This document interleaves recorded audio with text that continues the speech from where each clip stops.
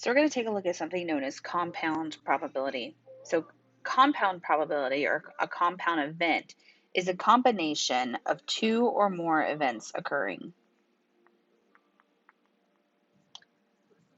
It's a combination of two or more events.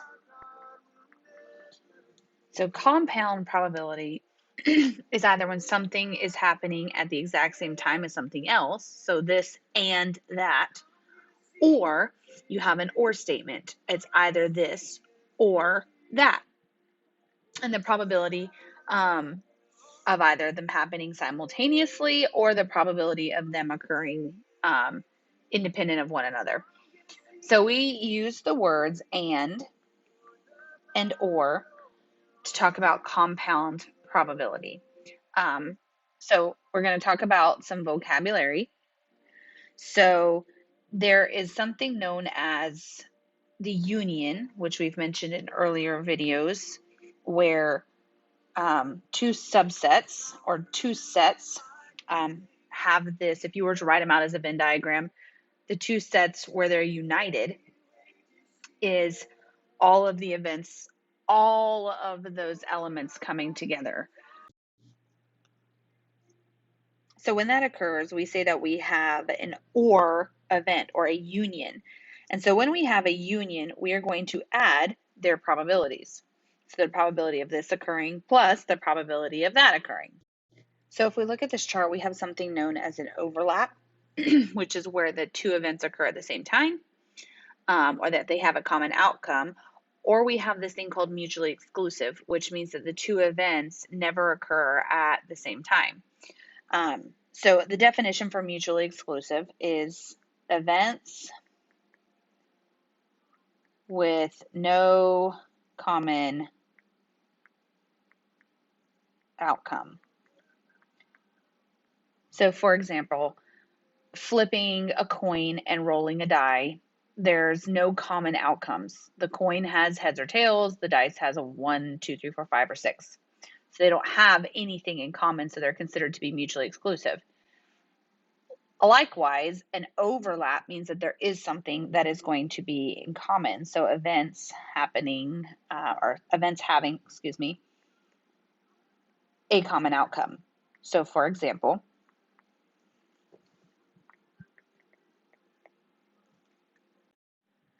rolling two dice and wanting the probability of the first dice to be even and the probability of the second die to roll a 6.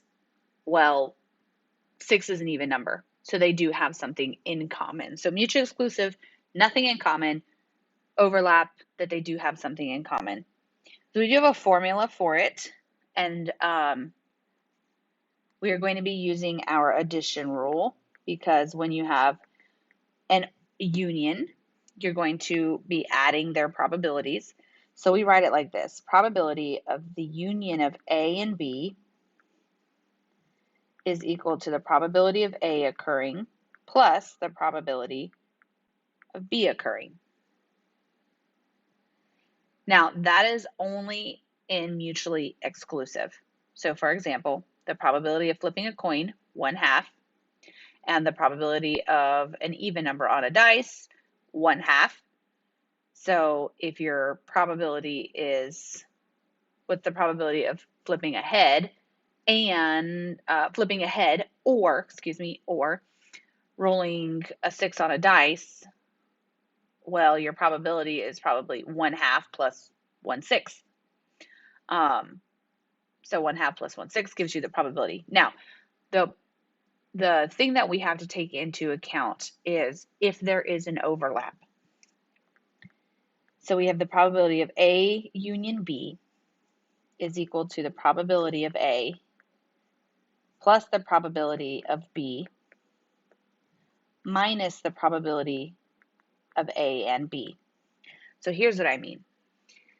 Say, for example, we are looking at a deck of cards. So what's the probability of drawing a heart? Well, there are 13 hearts in a standard 52 deck of cards. So my probability would be 13 out of 52. Probability of A. Probability of B might be, what's the probability of drawing a king? Well, there are 4 kings in a standard deck of cards, so 4 out of 52. Now, the problem is one of those kings is both a heart card and a king card. So you don't want to essentially double count. So that's where you have to take in, I wrote this incorrectly, excuse me. That's where you do have to take in the fact that you have an overlap. So you add the 2 events occurring and then take away anything that they have in common, because essentially you've double counted them if you do not. So in the example of the king and the heart, the probability of getting a heart card is 13 out of 52. The probability of getting a king card is 4 out of 52.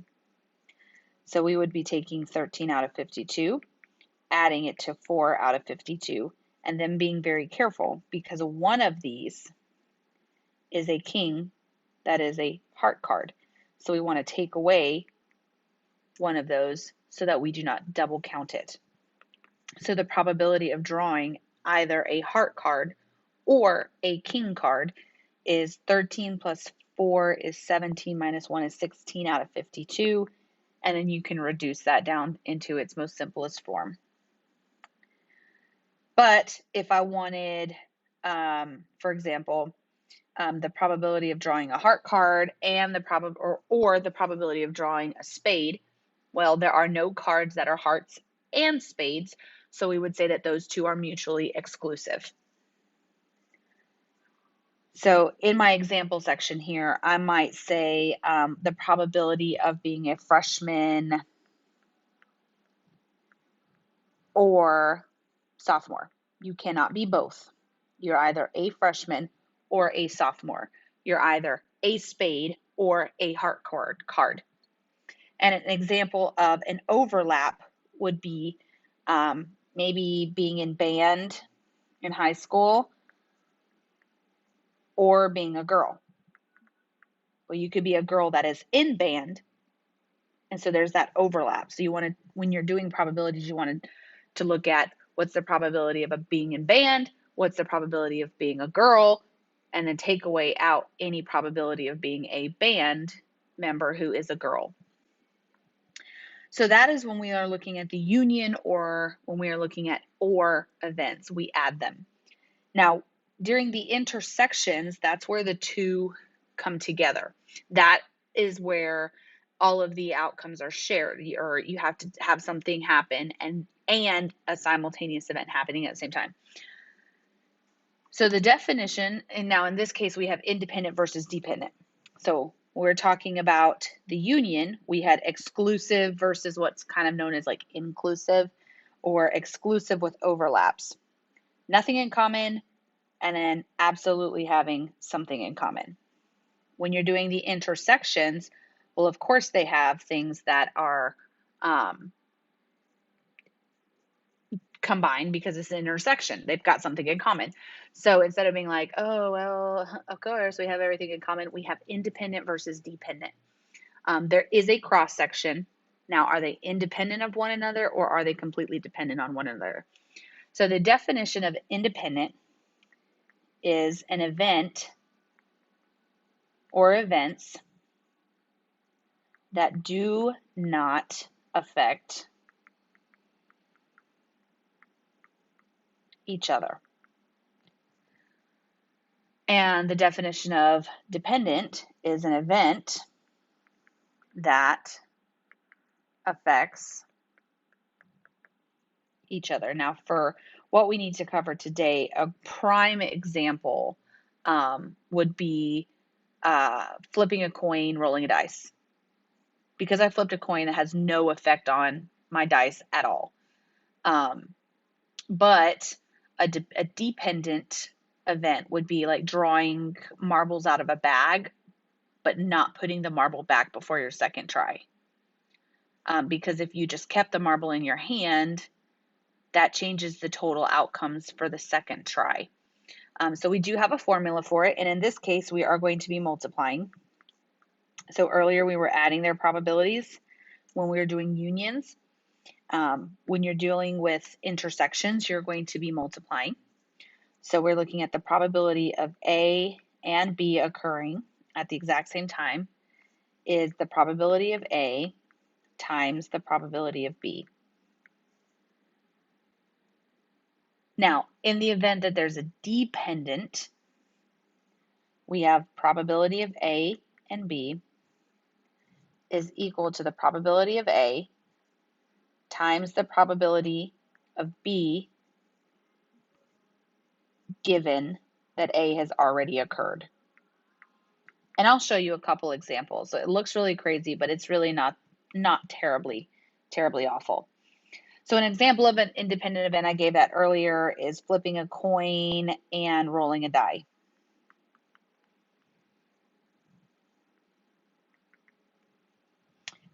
My coin flip has absolutely no effect on my dice roll at all.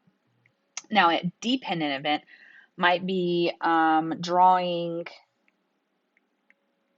2 cards from a deck. And here's the keyword, without replacement.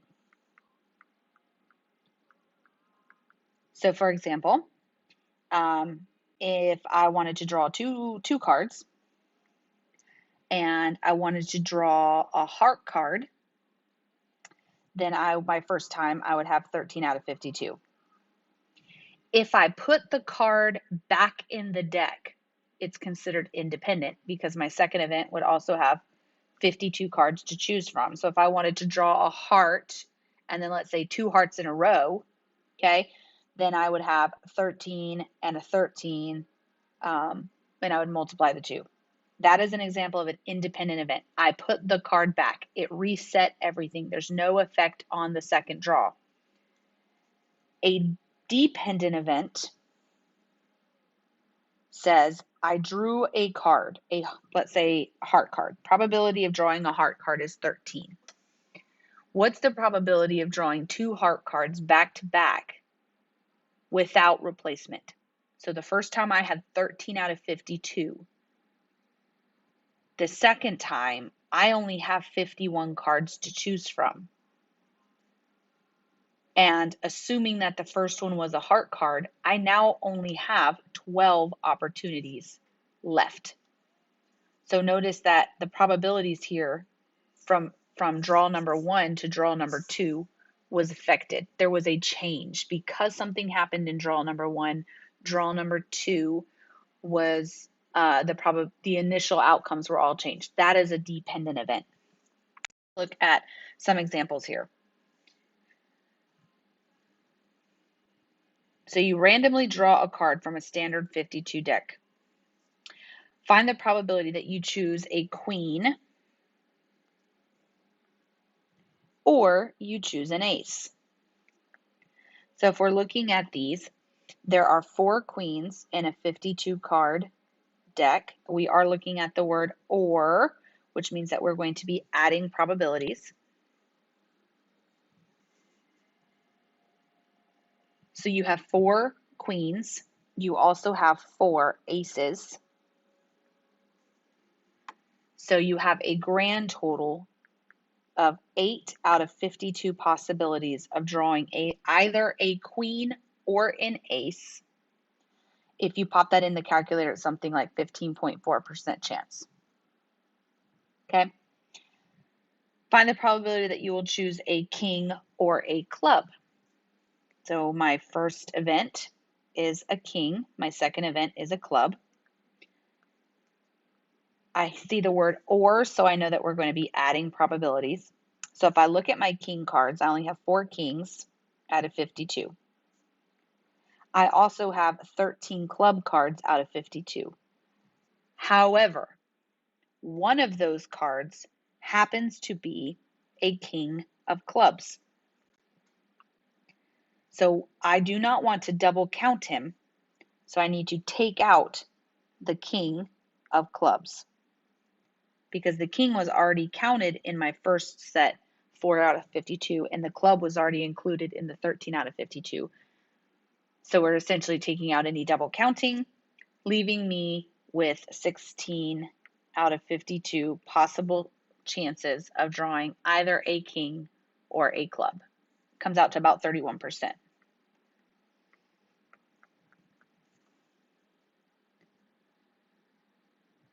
If we look at something like an even number or a heart,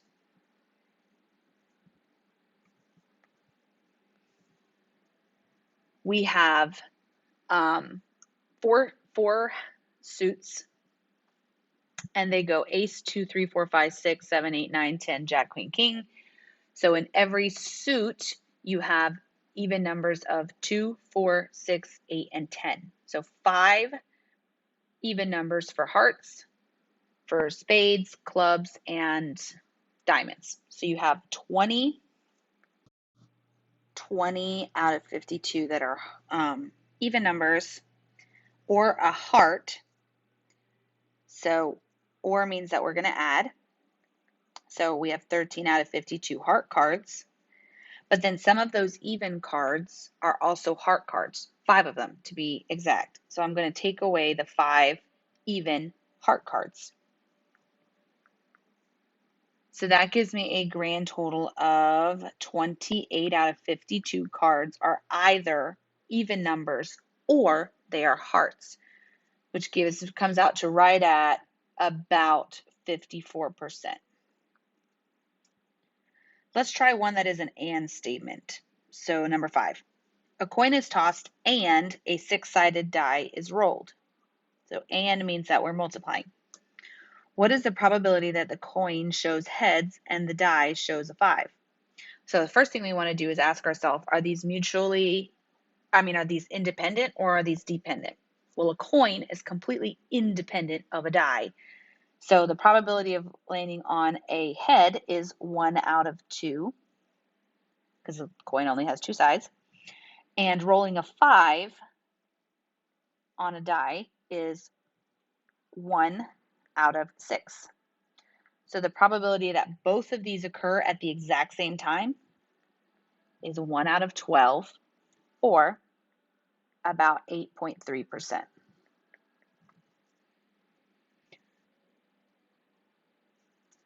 So what is the probability that a coin shows tails and a die shows an odd number? So there's that and, so I'm multiplying. Again, we just said coins and dice are completely independent. So probability of 1/2 for the coin, and an odd number on a die, that's 1, 3, 5. So that's 3 out of 6, or 3 out of 12 total, which can be reduced down to 1/4 or 25%.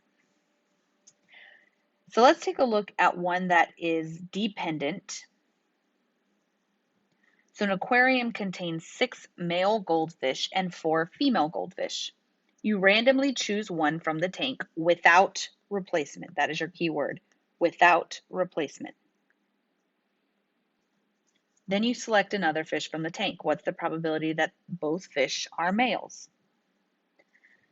So the first time, I like to kind of write out however many times I need to do something.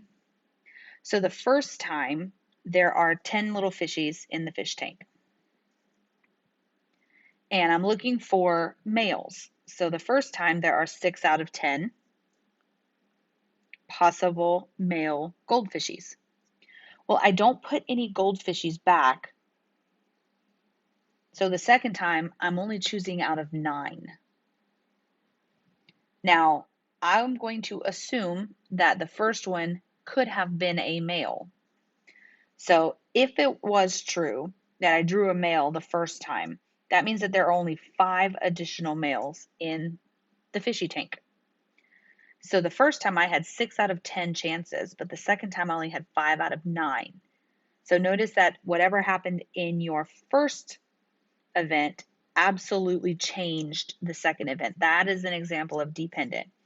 Since we are multiplying, I have 30 out of 90, which reduces down to 1/3.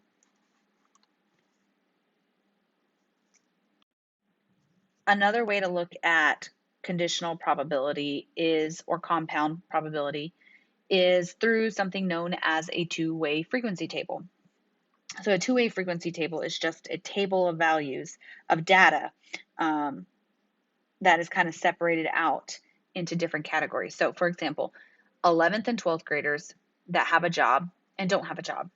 So we're given a little bit of information. So first thing I want to do is fill in the rest of my table. So if I look at just 11th graders, okay, just 11th graders, I have a total of 18 and 22 makes 40.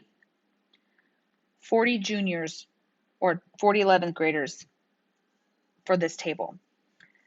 Same thing with 12th grade. I have 30 who have a job, 10 who do not. So I have 40 seniors or 12th graders altogether, which means that there was a grand total of 80 people that were surveyed for this table. Now, I had 18 juniors and 30 seniors with a job. So 48 of the 80 had a job, while 32 did not. So I want to find where J intersects with T. So I'm looking at the column for J, so students that have a job, and intersecting with T, which represents our 12th graders.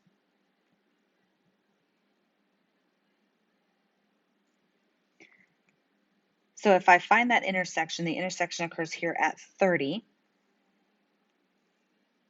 And we are looking for 30 out of our total, which gives us 30 seniors that have a job out of 80 total, which is 3 out of 8, or right at 38%. So that's how we use frequency tables to kind of identify different pieces of information.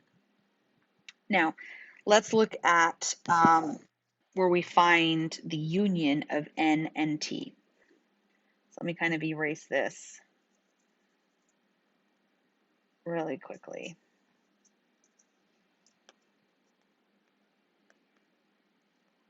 So we had 48, 40, 40, 80, and 32. So we're looking at the union of N and T. So here is N, and here is T.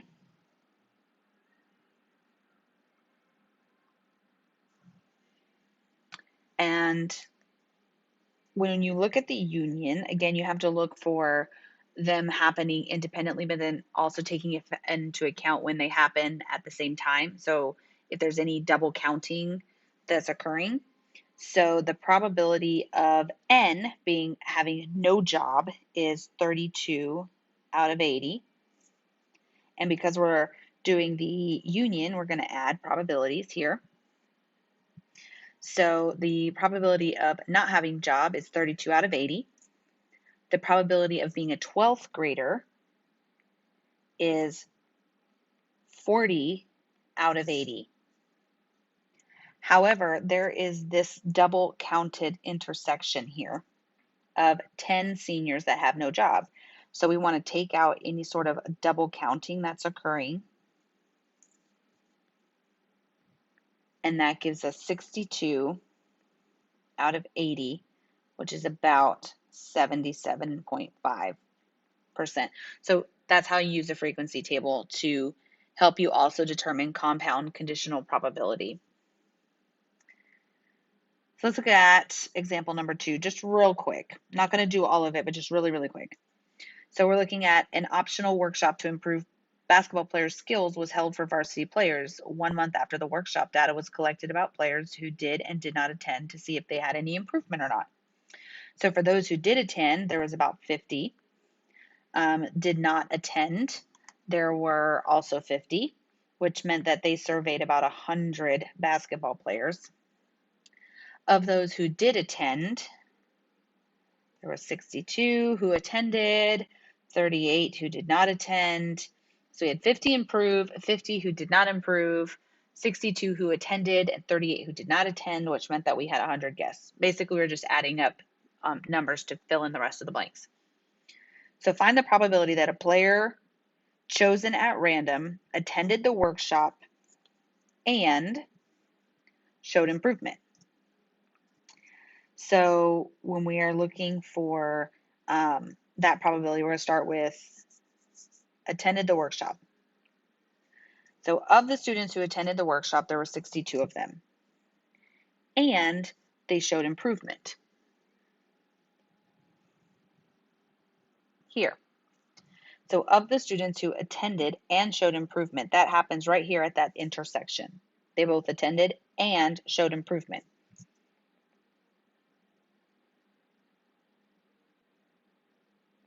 So 44 out of 100, or 44%. Number 14, find the probability that a player chosen at random did not attend the workshop and still showed improvement. So did not attend the workshop. That would be this row right here. And yet they still showed improvement. Oh, I've highlighted the wrong one.